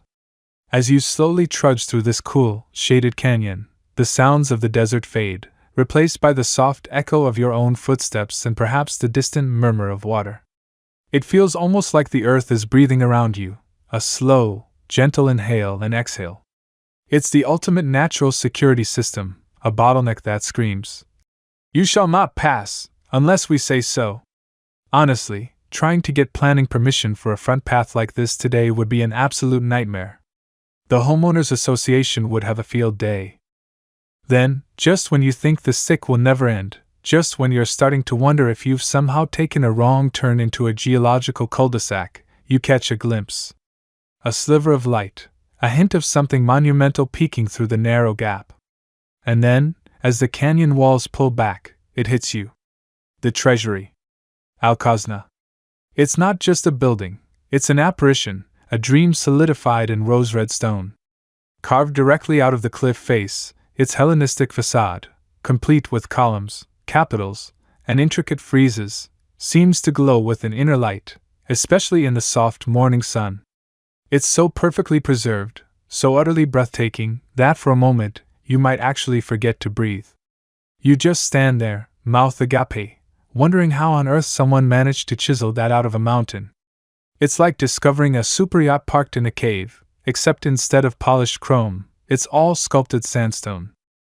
This isn't some hastily erected mud brick structure, nor a simple stone dwelling. This is monumental architecture, designed to inspire awe and project power. And it's not just the treasury. As you move deeper into Petra, the sheer scale of the Nabataean achievement unfolds around you. You walk along the street of facades, where dozens of other rock-cut tombs, less ornate perhaps than the treasury but no less impressive in their scale, line the route. These aren't just holes in the wall. They're elaborate multi-story structures, carved with meticulous precision. It's as if the Nabataeans looked at a mountain and thought, looks a bit bare. Let's put some windows on it. Further still, you encounter the royal tombs, a series of colossal facades carved into the side of a mountain known as Al-Kubtha. There's the urn tomb, with its massive courtyard and vaulted chamber, the silk tomb, named for its incredibly vibrant, swirling sandstone patterns, the Corinthian tomb, a smaller, more eroded version of the treasury, and the palace tomb, a truly enormous structure that looks like a Roman palace, but again, carved directly from the rock. These weren't just places to bury the dead, they were statements. Grand, opulent declarations of wealth and status that echoed across the desert. Imagine the ancient equivalent of a celebrity mansion, only instead of being built on a hill, it is the hill. The wealth that fueled this incredible construction came, almost entirely, from the quiet, camel-based incense trade. Every caravan loaded with frankincense, every pouch of myrrh sold at exorbitant prices, every tax collected on passing goods, it all contributed to a vast treasury that allowed the Nabataeans to invest in their capital city. They didn't just spend it on lavish parties, though we can assume there were some pretty good ones. They poured it into infrastructure, into art, into creating a city that was both an impregnable fortress and an architectural masterpiece. This was their permanent advertisement, a physical embodiment of their success. Their artistic prowess was truly remarkable. While many of Petra's most famous facades, like the treasury and the monastery, clearly show strong Hellenistic and Roman influences, you see the columns, the pediments, the classical motifs. The Nabataeans weren't simply copying. They were blending. They took these foreign styles and infused them with their own unique sensibilities, creating something distinctly Nabataean. You see this in the Nabataean capitals, for instance, which often feature a more simplified block-like form, sometimes adorned with elements like elephants or eagles, rather than the intricate acanthus leaves of Corinthian capitals. Scholars still ponder the full extent of the Nabataeans' unique architectural innovations versus their adoption of Hellenistic and Roman styles, a debate that highlights their sophisticated cultural absorption. It's like they were the ultimate ancient interior designers, taking inspiration from magazines but always adding their own signature flair. Beyond the grand facades, the Nabataeans were also master engineers, particularly when it came to water. This is a mainstream historical fact that often gets overlooked in favor of the pretty pictures. In the middle of a desert, water is life, and the Nabataeans were absolute wizards at managing it. They constructed an intricate network of dams, cisterns, channels, and ceramic pipes that captured every drop of precious rainfall, channeling it into reservoirs and distributing it throughout the city. You can still see remnants of these channels carved into the thick walls, sometimes running for miles. This wasn't just about survival. It was about supporting a large urban population, agriculture, and even luxurious fountains and baths. Imagine trying to pipe water across miles of desert today without modern pumps. It was an astounding feat of hydraulic engineering, far more advanced than many contemporary cities of their time. They were basically the ancient world's best plumbers, and their work was rock solid. As you wander deeper, you'll discover the ancient theater, also carved out of the rock, capable of seating thousands. This wasn't just for entertainment, it was a place for public gatherings, for community. Then, if you have the energy, you might climb the hundreds of steps up to the high place of sacrifice, a ritual site perched atop a mountain, offering panoramic views of the entire Petra basin. Or, for the truly dedicated, there's the climb to Ad-Dair, the monastery. It's a strenuous hike, but the reward is immense. The monastery is even larger than the treasury, its imposing facade carved into a mountain plateau, bathed in the vastness of the desert sky. It's less ornate than the treasury, with simpler, bolder lines, but its sheer scale and isolation make it incredibly powerful. And here's a quirky tidbit. While today we see the rock facades as their natural, beautiful sandstone colors, evidence suggests that many of these grand structures, including the treasury, were once covered in a layer of stucco and painted in vibrant colors, reds, yellows, and blues. Imagine how dazzling they must have looked, gleaming under the desert sun, a truly kaleidoscopic urban landscape. It would have been less subtle desert chic, and more ancient Vegas. The Nabataeans built this incredible city, not with slave labor on a massive, forced scale like some other empires, but through the immense profits generated by their shrewd control of trade. They had the resources to employ skilled artisans, engineers, and laborers, and to sustain them in this challenging environment. Petra was not just a city, it was a statement. A declaration of their ingenuity, their resilience, and their unparalleled success as the quiet masters of the desert trade. It stands today as a silent, sandstone monument to a kingdom that truly understood the power of location, negotiation, and a really good camel. As you stand amidst the bustling marketplace of ancient Petra, the scent of exotic spices mingling with the dry desert air, you don't just see goods changing hands, you witness something far more profound. You're at the very heart of a grand, ancient experiment in cultural exchange, a vibrant tapestry woven from threads spun across continents. The Nabataeans, through their quiet camel-based incense trade, didn't just move frankincense and myrrh. They became the ultimate cultural connectors, blending art, ideas, and even religious beliefs in ways that echo through history. Imagine the caravan stops, those vital oases and caravanserai dotting the desert routes. Think of them as the ancient world's equivalent of airport lounges, but with far more sand and significantly less Wi-Fi.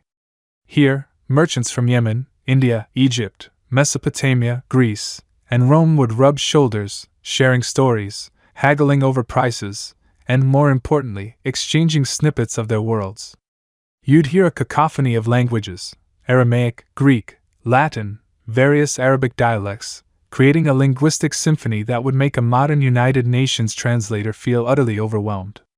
It's like trying to order a coffee in 5 different accents simultaneously, only instead of a latte, you're trying to secure a shipment of rare silks.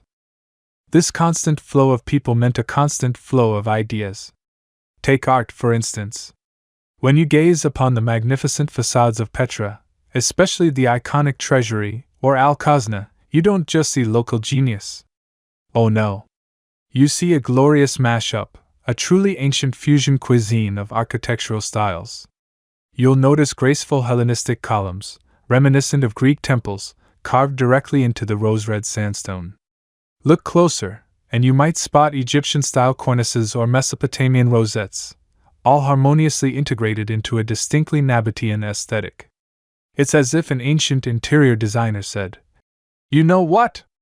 Let's take a little bit of this from Athens, a dash of that from Alexandria, and blend it with our own rock-carving flair." The result is something utterly unique, a testament to how open the Nabataeans were to external influences. Mainstream historical fact alert *: the strong Hellenistic influence on Nabataean architecture, particularly the monumental tombs and temples of Petra, is a widely recognized example of cultural syncretism, showing how they adopted and adapted foreign styles to create their own distinctive artistic language. But it wasn't just about pretty buildings. Ideas about how the world worked, how to live, and how to innovate also traveled along those sandy paths. The Nabataeans themselves were legendary for their mastery of water management in an incredibly arid environment.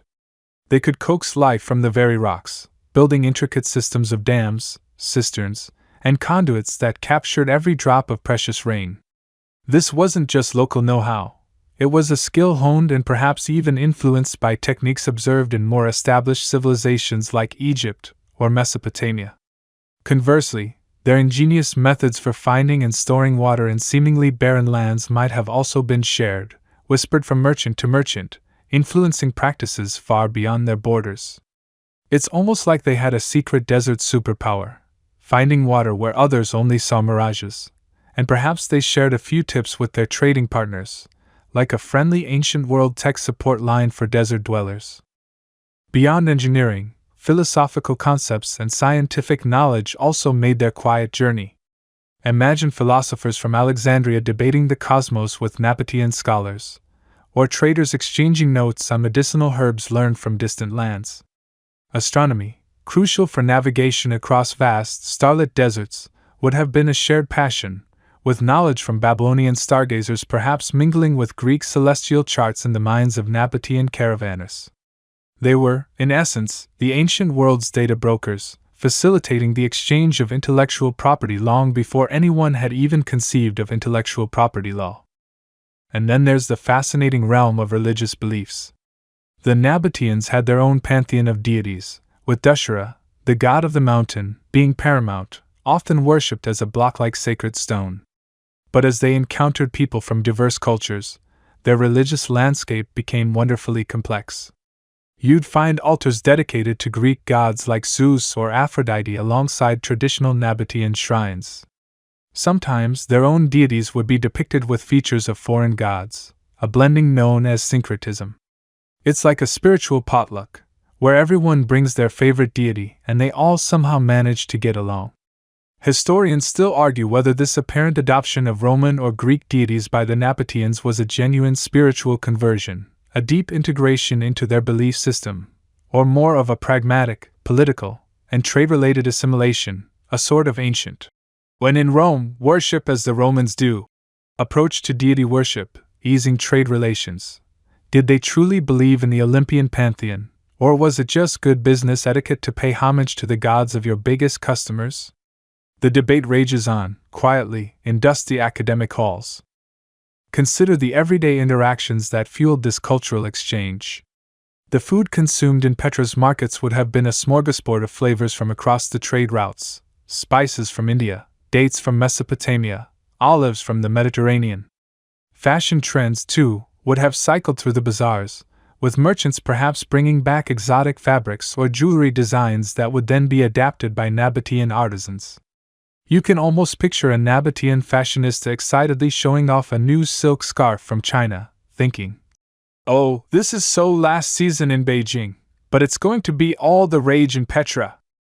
This constant cross-pollination wasn't just about grand ideas or magnificent architecture. It was about the subtle shifts in daily life. The way people spoke, the songs they sang, the stories they told around campfires, all were subtly influenced by the diverse human currents flowing through the Nabataean realm. It fostered a cosmopolitan outlook, an understanding that the world was vast and filled with different ways of being. This openness, this willingness to engage with and absorb elements from other cultures, was a key ingredient in the Nabataean success. It allowed them to adapt, to innovate, and to remain relevant in a constantly shifting geopolitical landscape. So, while the quiet camels trudged along, laden with their precious, aromatic cargo, they were also carrying something intangible but equally valuable: the seeds of cultural exchange. Every step they took, every new face they encountered at a caravanserai, every foreign coin that changed hands, contributed to this rich tapestry. The Nabataean Kingdom, born of the desert, became a true crossroads, a vibrant nexus where the ancient world's diverse cultures met, mingled, and left an indelible mark on each other, long before the internet made global connection a click away. It was, in its own silent, sandy way, the original global village. And so, you stand at the zenith of Nabataean prosperity, the air around Petra still thick with the lingering aroma of frankincense and myrrh, a testament to their incredible wealth. But as you gaze out from the high places of the Sikh, surveying the vast, sun-drenched landscape that stretches endlessly towards the horizon, you begin to feel a distinct shift in the wind. It's not a physical breeze, but a subtle change in the geopolitical climate, a growing shadow cast by a colossal power far to the west. You see it, don't you? The unmistakable glint of ambition emanating from the mighty Roman Empire. Imagine, for a moment, the bustling markets of Rome, the forum teeming with senators in their crisp togas, the wealthy matrons perfuming their villas, the temples alive with the scent of burning offerings. Every single one of them, from the humblest citizen making a small offering to the gods to the most opulent senator hosting a lavish banquet, was contributing to an insatiable demand for the very goods that flowed through Nabataean hands. Frankincense, myrrh, exotic spices, silks, these weren't just luxuries. They were fundamental to Roman daily life, their religious practices, their very concept of sophisticated living. Rome, ever the pragmatic empire, saw this constant flow of wealth, this river of riches pouring into the Nabataean coffers, and its imperial gaze narrowed. It wasn't just admiration, it was a covetous stare, the kind you give to a perfectly baked cookie when you're absolutely starving. The Romans, you understand, were not known for their subtlety when it came to acquiring what they desired. Their empire was built on a foundation of conquest and control, a sprawling network of provinces and client states, all designed to feed the beast that was Rome. They had already absorbed Egypt, the breadbasket of their empire, and their legions stood poised, looking eastward. The Nabataeans, with their unique grip on the desert trade, represented both a lucrative opportunity and, perhaps, a slightly inconvenient independent entity. Why pay middlemen when you could simply be the middleman? Or, better yet, the owner of the entire supply chain? It was the ancient world's version of a corporate takeover, but with more gladiators and less paperwork. The pressure began subtly, like the slow, steady drip of water eroding stone. First, you sensed diplomatic overtures, polite requests that quickly morph into thinly veiled demands. Rome wanted more favorable trade agreements, easier access, lower prices. They wanted to know the secrets of the desert, the hidden wells, the safe passages. They wanted to understand how these desert masters managed to make such vast fortunes from seemingly nothing but sand and resin. For the Nabataeans, it was a delicate dance, a masterclass in diplomacy and strategic evasion. They were too shrewd to outright refuse Rome, but too proud and independent to simply roll over. They understood the art of the soft no, couched in endless negotiations and promises of future considerations. But Rome, patient as a predator, was also capable of sudden, decisive action. And their most direct, albeit spectacularly unsuccessful, attempt to bypass the Nabataeans and seize control of the incense source occurred under the reign of Emperor Augustus. You can almost hear the trumpets blare as, in 26 to 25 BC, a massive Roman expedition set forth. This was no small skirmish. It was a full-scale invasion led by Aelius Gallus, the prefect of Egypt, with an army of thousands, including Roman legions, client state auxiliaries, and even some Nabataean guides, under duress, one imagines. Their target? Arabia Felix, the mythical. Happy Arabia! The very source of frankincense and myrrh in what is modern-day Yemen. This was a mainstream historical fact, a grand Roman gamble to cut out the middleman entirely. Imagine the scene: thousands of Roman soldiers, accustomed to the fertile fields and temperate climates of Europe, suddenly thrust into the scorching, unforgiving Arabian desert. Their heavy armor, designed for temperate climes, became an oven. Their disciplined formations, so effective on a battlefield, were useless against the vast, shifting sands. Water, the most precious commodity in this realm, became their tormentor. The Nabataean guides, whether intentionally or not, led them astray, perhaps to wells that were dry or through paths that were treacherous. Historians still debate whether the Nabataean guides deliberately sabotaged the expedition or merely reflected their own limited knowledge of the distant southern desert. Either way, the desert itself proved to be Rome's most formidable foe. The Roman soldiers, accustomed to conquest, found themselves battling not just an unseen enemy, but dehydration, disease, and delirium. They trudged for months, their supplies dwindling, their spirits wilting under the relentless sun. It was a logistical nightmare on an epic scale, like trying to run a marathon in a sauna while wearing a winter coat. You can almost hear the exasperated Roman centurions muttering about how much easier it was to conquer a nice, green Gaul than this endless, sandy wasteland. One quirky tidbit from the accounts of this disastrous campaign describes how the Roman legions, despite their superior military training, were utterly unprepared for the ingenious local tactics of hit-and-run raids and the sheer difficulty of finding reliable water sources in the vast, uncharted desert. They were used to building roads. Here, the roads disappeared with every gust of wind. Aelius Gallus's expedition was a catastrophic failure. His army was decimated, not by pitched battles, but by the elements, by disease, and by starvation. They never even reached the heart of Arabia Felix, retreating in disgrace with only a fraction of their original force. It was a humbling lesson for Rome, a stark reminder that even the mightiest empire had its limits, and that the desert was a mistress not easily tamed. This failure, however, did not extinguish Rome's desire for the incense trade, it merely shifted their strategy. If they couldn't conquer the source directly, they would consolidate their control over the trade routes that led there, and that meant increasing pressure on the Nabataeans. Following the Gallus debacle, the Roman approach became more insidious, more like a slow, constricting embrace. You start to see Roman influence creeping in around the edges of the Nabataean Kingdom. Roman merchants appear in greater numbers, attempting to establish direct relationships with the sources of goods, bypassing Petra where possible. Roman garrisons are established in neighboring territories, their presence a constant, silent threat. They begin to build roads, those unmistakable arteries of Roman power, connecting their existing territories and pushing ever closer to Nabataean lands. It's like watching a giant octopus slowly extend its tentacles, not in a sudden strike, but with a deliberate, probing motion. The Nabataeans, ever resilient, continued to thrive for a time. Their diplomatic prowess was legendary. They were masters of playing different powers against each other, of offering just enough cooperation to appease Rome without sacrificing their core independence. They still held the keys to the desert, the knowledge of its secrets, the intricate network of wells and safe havens that no Roman legionnaire could hope to replicate. Their control of the caravan routes was still paramount, and the wealth continued to flow into Petra, allowing them to continue their magnificent building projects, those silent declarations of their enduring power. But the pressure was relentless. Roman emperors, one after another, eyed the Nabataean Kingdom. They saw not just the incense, but the strategic location, the potential for a stable frontier, the prestige of adding another wealthy kingdom to their ever-growing empire. You can almost hear the Roman senators debating in the Curia, their voices echoing through the marble halls, discussing the Nabataean problem.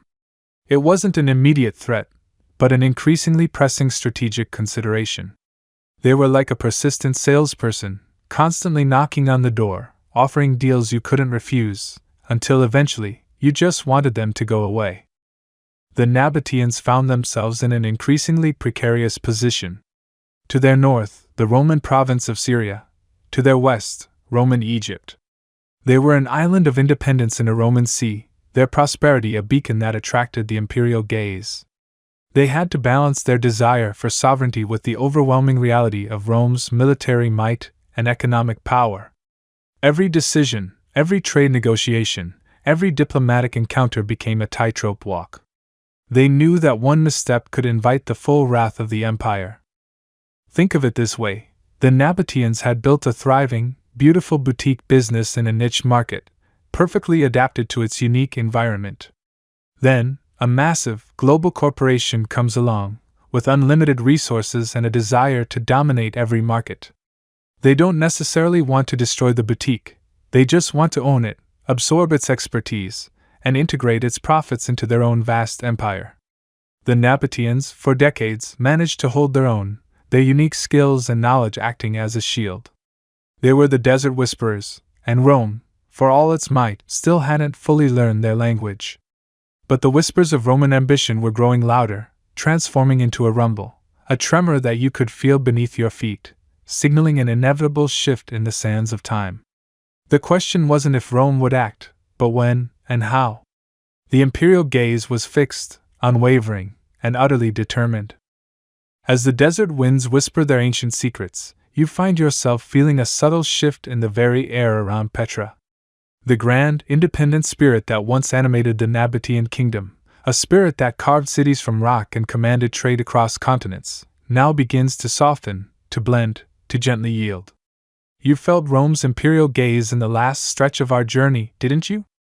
That heavy, covetous stare, like a particularly hungry cat eyeing a very plump, unsuspecting mouse. But here's the fascinating twist.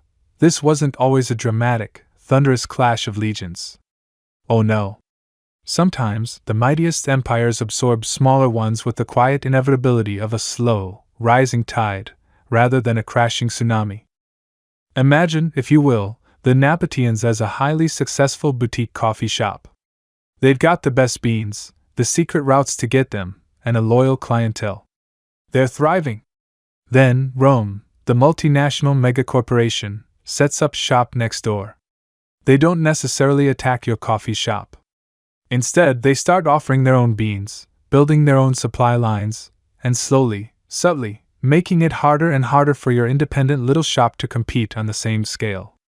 The Nabataeans, for all their ingenuity and wealth, found themselves in a similar predicament. Their very success had drawn the attention of an entity so vast, so powerful, that its mere presence could reshape the economic landscape. The Roman Empire, you see, was far too pragmatic to simply destroy a kingdom that was already serving its economic interests so well. Why smash the golden goose when you can simply, gently, very gently, acquire the farm? The Nabataeans had, for generations, been the indispensable middlemen, the desert navigators, the guardians of the incense routes. But as Rome expanded eastward, absorbing Egypt in 30 BC and securing direct access to the Red Sea, the strategic imperative for the Nabataeans' independent control over the land routes began to wane. Rome started to develop its own maritime trade routes, pushing ships laden with exotic goods directly from India and Arabia up the Red Sea to Egyptian ports.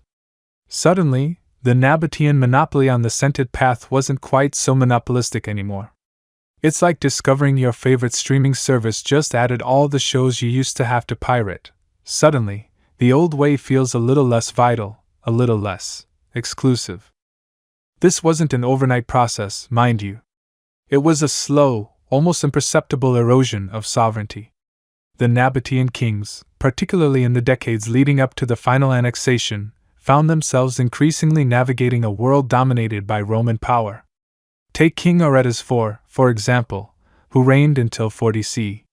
He was a powerful figure, known for his beautiful coinage and the continued embellishment of Petra.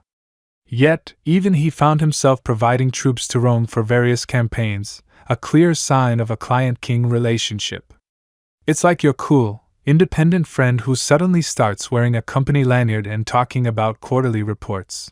You know they've joined the corporate machine, even if they still rock their unique style. His successor, Malichus II, continued this delicate dance, acknowledging Roman suzerainty while trying to maintain some semblance of local autonomy. The real shift, the quiet crescendo, comes during the reign of Rabel II Soter, the last Nabataean king, who ruled from 70 CE to 106 CE. Rabel, whose name means, God has compensated, was perhaps a king born into an era of inevitable transition. He moved the administrative center of the kingdom from Petra further north to Bostra, a city strategically located closer to Roman Syria and offering better access to agricultural lands and Roman roads. This move, while practical, was also symbolic, wasn't it? It suggests a tacit acceptance of a changing world, a subtle reorientation away from the secluded, defensible heart of Petra and towards the bustling, Roman-influenced north. It's like a band moving their headquarters from a cool, independent studio in a remote canyon to a shiny office park in the city, complete with a Starbucks downstairs. The music might still be good, but the vibe is definitely different. Then, in 106 CE, under the expansionist Emperor Trajan, the inevitable happened. The Nabataean Kingdom was formally annexed by the Roman Empire, becoming the Roman province of Arabia Petraea. This is our mainstream historical fact, a pivotal moment that cemented Rome's control over the lucrative trade routes and consolidated its eastern frontier. But here's the quirky tidbit. Unlike many Roman conquests that involved protracted wars and bloody sieges, the annexation of Nabataea was remarkably peaceful, at least by Roman standards. There are no major historical accounts of a fierce, last-stand battle or a brutal subjugation of Petra. Instead, it seems to have been more of an administrative decree, backed by the very visible presence of Roman legions, notably Legio III Cyrenaica, which simply marched into the territory and established Roman authority. Imagine being told your favorite indie bookstore is now part of a national chain, and instead of a grand opening, they just quietly change the sign and start accepting corporate gift cards. It's effective, but it lacks a certain dramatic flair. Why so quiet? Well, historians still debate the precise motivations behind Trajan's annexation, whether it was purely strategic, economic, or perhaps even an opportunistic move following a period of perceived Nabataean weakness. Perhaps Rabble too, knowing the futility of resistance against an empire of Rome's scale, had even made arrangements for a smooth transition, ensuring the continuity of trade and the well-being of his people. Or perhaps the Nabataeans, already deeply intertwined with the Roman economy, saw the benefits of Roman order, the famed Roman roads, the stability of Roman law, the access to vast Roman markets. It's a bit like a small company being acquired by a giant one. Sometimes, the employees get better benefits, even if they lose some autonomy. For Petra itself, the annexation didn't mean immediate abandonment. Oh no. Petra continued to thrive as a major provincial city within Arabia Patria for centuries. You can still see evidence of Roman influence and continued construction in Petra after 106 CE. A Roman-style street, a theater, even more rock-cut tombs, though the style gradually shifted to incorporate Roman elements. The city remained a vital hub for trade, a waypoint on the Roman imperial network. But its heart, its soul as the capital of an independent, self-governing desert kingdom, had effectively ceased to beat. The wealth that flowed through its sick was now taxed by Rome, its laws were Roman laws, and its ultimate destiny was tied to the whims of emperors in a distant city. The Nabataean people, once the enigmatic masters of the desert, gradually blended into the broader Roman tapestry. Their unique Aramaic script, though it continued to be used for a time, eventually gave way to Greek and Latin. Their distinctive cultural practices began to intertwine with Roman customs. It's a testament to the quiet power of cultural absorption, where identities don't necessarily vanish but evolve, like a tributary stream gently merging with a mighty river. The camel caravans still plied their ancient routes, the scent of frankincense still wafted through the air, but the ownership, the ultimate authority, had irrevocably shifted. The quiet, camel-based incense trade now operated under the watchful, bureaucratic eye of the Roman Empire, a subtle but profound transformation that marked the end of an independent desert dream. You've witnessed the quiet, almost imperceptible shift, the way the mighty Roman tide slowly, gently lapped over the Nabataean shore, absorbing it into its vast empire. But here's the fascinating bit, the part that truly whispers from the sands long after the last Nabataean king laid down his crown. The routes, the knowledge, the sheer ingenuity of this desert-dwelling people didn't simply vanish. Oh no, the desert doesn't forget its paths that easily.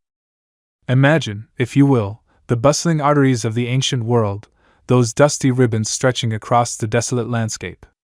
These weren't just random tracks. They were meticulously charted highways, known intimately by generations of Nabataean caravanners. They knew every hidden spring, every sheltered wadi, every treacherous dune. And when Rome stepped in, did they suddenly say, "Right, let's reinvent the wheel, or rather, the camel track"? Not quite. The Romans, practical as ever, understood the immense value of this pre-existing infrastructure. It was like buying a house with a perfectly good, albeit ancient, plumbing system already installed.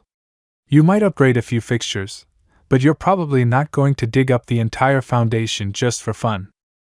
Indeed, a remarkable testament to this continuity can be found in the Via Nova Traiana, or Trajan's New Road.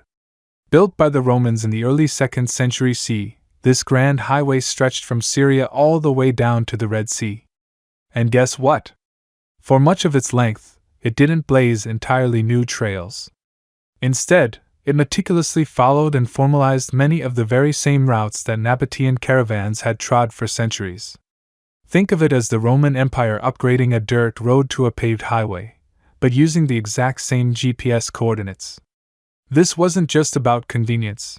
It was a clear acknowledgement of the Nabataeans' unparalleled expertise in navigating and connecting this vast, challenging region. It's a mainstream historical fact, often overlooked, that the Roman road network in the Levant owed a significant debt to its Nabataean predecessors. And it wasn't just the physical paths that endured. Remember those incredible Nabataean water management systems? The ingenious cisterns carved into rock, the dams channeling precious rainfall, the hidden conduits bringing water to their desert outposts? These weren't just historical curiosities. For the Roman garrisons, for the new Roman settlements that sprang up along these routes, and for the continued flow of trade, these systems remained absolutely vital. You can almost hear the subtle gurgle of water in a Nabataean-built cistern, quenching the thirst of a Roman legionary, centuries after it was first designed. It's a bit like finding an ancient, perfectly functional plumbing system in your new house. You might not know how it works, but you're certainly not going to complain about the running water. The Nabataeans were, in essence, the original desert engineers. Their understanding of desert hydrology was second to none, and that knowledge, passed down through generations, became an invaluable asset. While Rome might have brought its legions and its laws, it also relied heavily on the local expertise of those who had mastered the desert. The guides who knew every wadi, every hidden spring, every subtle shift in the sand that signaled a change in the weather, they didn't just disappear. They continued to ply their trade, perhaps now working for Roman merchants or even accompanying Roman patrols. Imagine a proud Roman centurion, map in hand, trying to navigate the featureless desert without a local Nabataean pointing the way. Oh, wait, the map says turn left at the invisible rock. You can almost hear the exasperated sigh. Beyond the practicalities of roads and water, the cultural innovations of the Nabataeans also left an indelible mark. Their unique architectural style, a breathtaking fusion of classical Hellenistic influences with their own indigenous rock carving traditions, continued to inspire. Even as Petra became a Roman city, its magnificent facades, like Al-Khazna and Ad-Dair, remained as awe-inspiring as ever, silent testaments to a vanished kingdom's wealth and artistry. Roman architects, though masters in their own right, surely studied these structures, perhaps scratching their heads over how the Nabataeans managed such intricate carvings without modern tools. It's a quirky tidbit to imagine some Roman foreman saying, "All right, lads, just carve a giant temple out of this mountain, like those Nabataeans did. How hard can it be?" The economic practices, too, showed remarkable resilience. The Nabataeans had established sophisticated customs systems, intricate trade networks, and diplomatic protocols that ensured the smooth flow of goods. Rome, ever eager to maximize its revenue, simply absorbed and adapted these highly efficient mechanisms. You can almost picture a Roman tax collector, initially dismissive, slowly realizing the sheer genius of the Nabataean accounting methods. These desert folk actually had a pretty slick system going on here. Don't tell anyone, but I think we might actually be making more money now. And then there's the language. Nabataean Aramaic was the lingua franca of their kingdom, spoken widely and used in their unique, beautiful script. While Latin and Greek became the official languages of the Roman Empire, local Aramaic dialects, including those influenced by Nabataean, continued to thrive among the populace. More profoundly, the Nabataean script itself played a crucial role in the evolution of writing in the region. It is widely considered an important precursor to the modern Arabic script. This means that the very way people would eventually write across vast swathes of the Middle East has roots in the elegant curves and lines etched by the Nabataeans centuries ago. Historians still argue whether the transition from Nabataean Aramaic to early Arabic was a gradual, organic evolution or a more abrupt shift influenced by later migrations, but the clear linguistic lineage is undeniable. It's a legacy that literally underpins how millions communicate today. Even the idea of this region as a vital crossroads, a bridge between the perfumed lands of the East and the bustling markets of the West, persisted.